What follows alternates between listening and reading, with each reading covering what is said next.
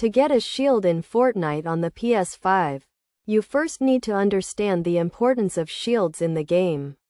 Shields are a crucial part of a player's health and can make a significant difference in combat situations. Start by launching Fortnite on your PS5 and entering a game mode, such as Battle Royale or Creative. Once you are in the game, your primary objective is to find shield-giving items. These can be found in various locations, including treasure chests, loot llamas, and on the ground in named locations. To find these items, drop into a popular location on the map and start scavenging for loot. Shield-giving items include shield potions, small shield potions, and slurp juice. Shield potions give you a full shield.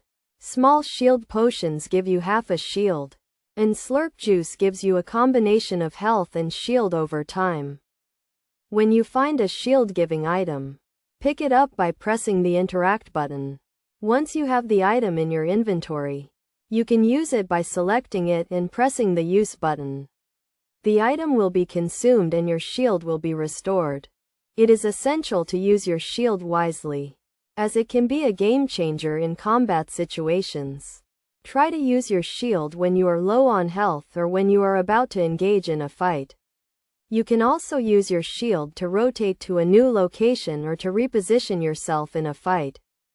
In addition to finding shield-giving items, you can also get shields from certain locations on the map. Some named locations have vending machines that sell shield-giving items.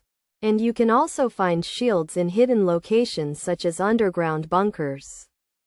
To maximize your shield, make sure to keep an eye on your shield level at all times and use your shield-giving items wisely.